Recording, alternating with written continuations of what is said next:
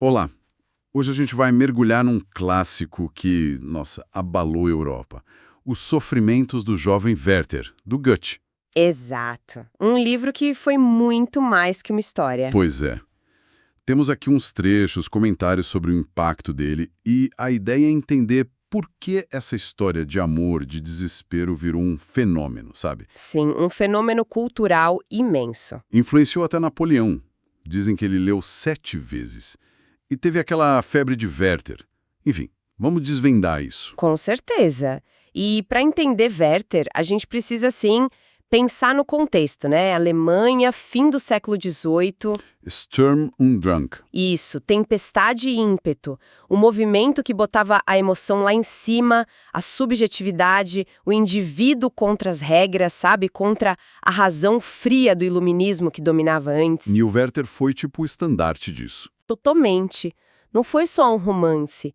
Ele encarnou esse espírito.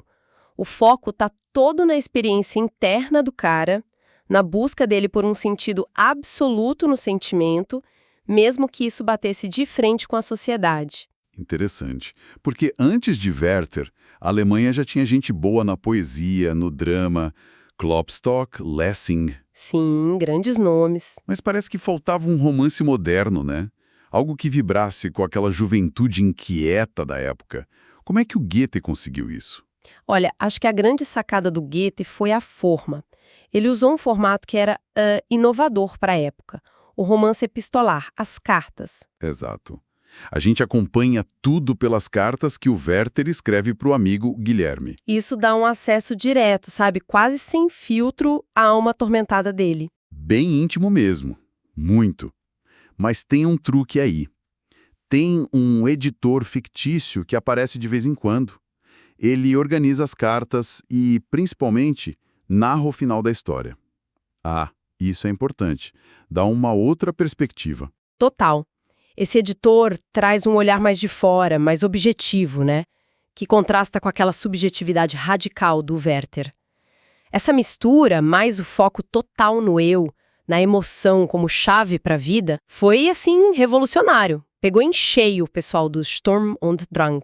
E essa mistura bombástica, então, causou a tal febre de Werther. Não foi só sucesso de vendas. Foi mais que isso, né? Nossa, muito mais. O impacto social foi gigantesco e bem controverso também. Tipo o quê? Olha, relatos da época dizem que jovens começaram a se vestir como o Werther. Casaca azul, colete amarelo. Sério?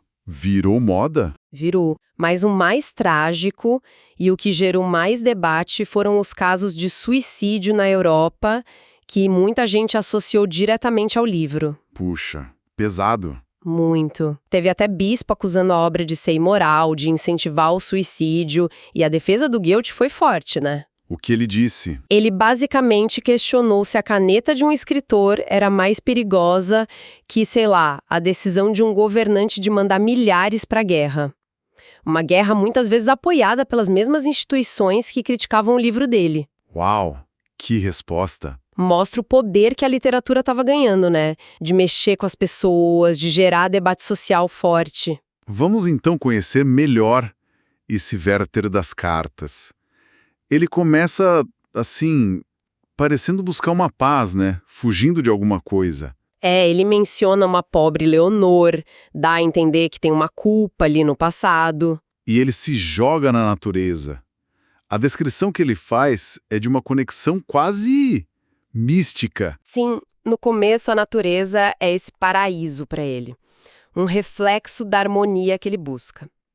Essa relação super emocional com a paisagem é bem típica do Sturm und Drang. Ele se sente parte daquilo. Mas já tem uma melancolia ali, né? Mesmo no começo. Tem, sim, uma melancolia latente. E essa sensibilidade enorme dele aparece também no jeito como ele olha para as pessoas simples. Ele se encanta com a moça na fonte, com a naturalidade dela. E critica a galera da alta sociedade. Exato. Critica a artificialidade. E se comove muito com a história de um camponês que está sofrendo por amor. Ele valoriza o sentimento puro, sabe, do povo.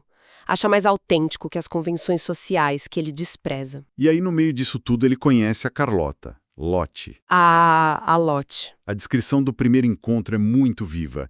Ele chega num lugar, um pavilhão de caça, e vê ela lá cercada pelos irmãos mais novos. Cuidando deles, né, cortando pão para eles, uma cena super doméstica, mas cheia de uma graça natural, E ele fica fisgado, na hora. completamente. Para ele, a Lot é a personificação da harmonia, da bondade, da responsabilidade vivida com leveza. E a conexão deles é imediata. Não é só física, é intelectual, emocional. Eles conversam sobre livros. Isso, e tem aquela cena do baile da tempestade, que eles sentem a mesma coisa, lembram do mesmo poema do Klopstock. Um poeta que falava muito de sentimento, né? Exato, é uma sintonia de almas ali. Só que Tem um porém. ela tá noiva. Exatamente, noiva do Alberto. E mesmo que o Werther já soubesse disso meio por alto, quando ela confirma ali no baile de um jeito casual, ele fica arrasado. A partir daí, acabou. O amor pela Lot vira o centro absoluto de tudo para ele. E essa paixão domina totalmente o jeito como ele vê o mundo, né? Cada coisinha relacionada a ela vira algo enorme. Nossa, demais. Um olhar de relance que ele acha que foi para ele. Um toque de pé sem querer debaixo da mesa. Isso, que para ele é tipo uma eletricidade. Até o criado dela vira uma figura sagrada só por ter estado perto dela. A percepção dele fica completamente filtrada por essa paixão. É quase uma obsessão crescendo. É interessante pensar nisso. Não é só que ele ama a Lot. Ele começa a ler o mundo através dela. Tudo que tem a ver com ela ganha um brilho diferente, quase mágico. Tem uma hora que ele usa uma metáfora da Pedra de Bolonha. Ah, lembro disso. Que absorve a luz do sol Isso. para brilhar no escuro. Ele diz que a lembrança dela é assim para ele. Ilumina tudo. Mostra como a paixão vira a única lente dele para a realidade. E a coisa complica mais ainda quando o Alberto chega, claro. Aí o triângulo se forma de vez. E o Werther descreve o Alberto como um cara bom, sensato, honesto. O oposto dele, né? Pois é, e isso que é doído para ele. Ele até admira o Alberto, chama ele de o melhor homem da face da terra, mas não suporta a ideia dele ser o dono da Lot. É uma situação muito tensa, E como fica a relação dos três? super complexa. O Alberto, mesmo sendo equilibrado, percebe o problema.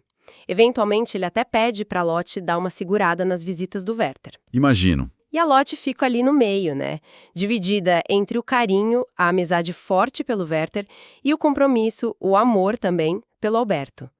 Essa tensão toda explode naquela discussão famosa sobre suicídio. Ah, sim. Onde eles têm visões totalmente opostas. Exato. O Werther defende que a gente precisa entender as paixões extremas que podem levar alguém a isso, compara uma doença que toma conta da pessoa.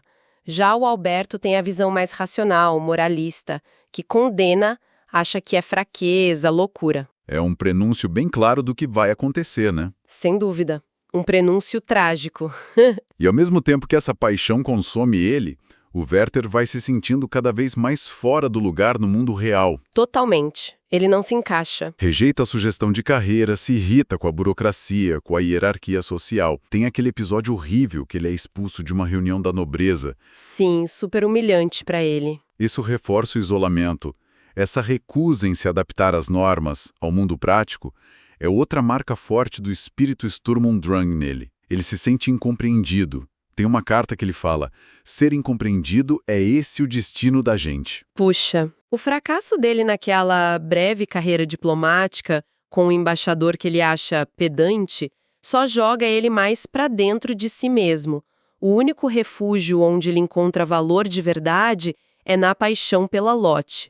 O mundo lá fora é hostil, artificial.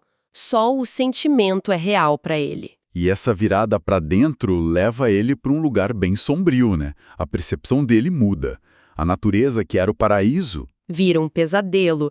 Ele passa a ver nela um monstro que engole eternamente e eternamente volta a mastigar e engolir. Uma visão terrível. até as leituras dele mudam, né? Sai Homero, entra Ossian. Isso é muito simbólico. Homero representava a ordem, o clássico, a beleza equilibrada. Ossian era o oposto. Quem era Ossian mesmo? Na época, acreditavam que era um bardo celta ancestral. Hoje a gente sabe que foi mais uma criação de um escocês, James Macpherson, Mas o que importava era o clima dos poemas. Sombrio, melancólico, cheio de tempestade, heróis caídos, amores trágicos. Tudo a ver com o estado de espírito do Werther. Perfeitamente. O mundo de Ossen espelhava a angústia dele. Ele encontra ali um eco para a própria dor. E não é só isso. Ele começa a ver sinal do destino dele em tudo. Como assim? A história daquele camponês que mata o rival por causa da viúva que ele amava, o caso do antigo secretário do pai da Lotte que ficou louco por causa dela, até o encontro que ele tem com um louco chamado Henrique que vive feliz na ilusão dele. Nossa, tudo parece apontar para o mesmo fim. Exato. Para ele, tudo confirma essa sensação de que ele está numa rota sem volta para a destruição. É bem aquele fascínio romântico pelo extremo, pelo trágico, pelo marginal. E a situação com a Lotte chega no limite. Ela pede para ele se afastar um pouco, né? Sim, provavelmente pressionada pelo Alberto, pela sociedade e pela própria angústia dela também, ela pede para ele espaçar as visitas, sugere que ele volte só na véspera de Natal. E isso para ele é a gota d'água. É o ponto de ruptura final. Ele interpreta como uma rejeição definitiva, mesmo que ela tente ser gentil. Daí pra frente, tudo acontece muito rápido, de forma trágica. O narrador descreve um último encontro deles bem intenso. Sim, ele vai visitar ela, lê trechos de Ossian que falam da situação deles, a emoção toma conta, ele a abraça, beija desesperadamente, ela fica transtornada, foge, tranca a porta e proíbe ele de voltar. Que cena! E no dia seguinte ele manda um bilhete pro Alberto, pedindo as pistolas dele emprestadas. Diz que vai fazer uma viagem. E é a Lotte quem entrega as pistolas. Ela mesma. O narrador diz que ela entrega pro criado, tremendo. É uma ironia trágica, né? Uma cumplicidade que ela não queria ter. Os últimos momentos, o editor conta de um jeito bem direto. As cartas de despedida. Sim, um turbilhão de emoção ali. A despedida pro William, pro Alberto, torna feliz esse anjo, e pra Lotte, tu és minha. Sim, Carlota, pra sempre. E ele organiza tudo meticulosamente antes. Muito. Queima papéis, acerta dívidas e deixa instruções bem precisas por enterro. Pede pra usar a mesma roupa de quando conheceu a Lotte. Com a fita rosa que ela usava. Isso, a fita que ela deu pra ele. Pede pra ser enterrado num lugar específico, debaixo de 2 tilhas, num canto afastado do cemitério oficial e sem padre. Selando essa posição dele de outsider até o fim. Totalmente. Morrendo pelas leis do próprio coração, fora das regras sociais, religiosas, e tem o detalhe do livro Emília Galotti de Lessing aberto na mesa dele. Que também é uma tragédia, né? Sim, uma tragédia sobre a virtude que não consegue sobreviver no mundo corrupto. Sugere que para certas almas sensíveis a morte pode parecer a única saída digna diante de uma sociedade opressora. E o fim, como o editor narra, é rápido e brutal. O tiro à meia-noite. A descoberta pelo criado de manhã, ele ainda agonizando, a comoção na cidade. A morte ao meio-dia. E o enterro silencioso, feito por operários, sem cerimônia. Um contraste enorme com a intensidade da vida interior dele. Exatamente. Essa narração final mais fria só aumenta o impacto da tragédia. É o choque entre a paixão e o fato consumado. Pois é. Então, os sofrimentos do jovem Werther muito mais que só uma história de amor que não deu certo. Ah, com certeza. É um mergulho fundo na intensidade da juventude, no poder que a emoção tem. E nesse choque eterno entre o que a gente deseja e o que o mundo permite, né? A sociedade, as circunstâncias. Exato. Werther mostra pra gente a beleza, mas também o perigo de sentir demais. Sem dúvida. E por isso que a história continua tão relevante, né? Porque toca em coisas universais. A busca por ser autêntico, a força do primeiro amor, essa briga interna entre paixão e razão, a sensação de não pertencer. Verdade. O livro não dá resposta fácil, mas deixa a gente pensando. Qual é o lugar dessa paixão que consome tudo na nossa vida? Ela é só destrutiva, como o fim do Werther sugere? Ou será que tem algum valor nela? Pois é. Ou será que essa intensidade toda, essa capacidade de nos fazer sentir vivos no limite, mesmo que seja perigoso, não tem um valor em si? O Werther convida a gente a olhar para dentro e questionar essas fronteiras, sabe? Entre o que a gente sente de mais profundo e o que o mundo espera da gente.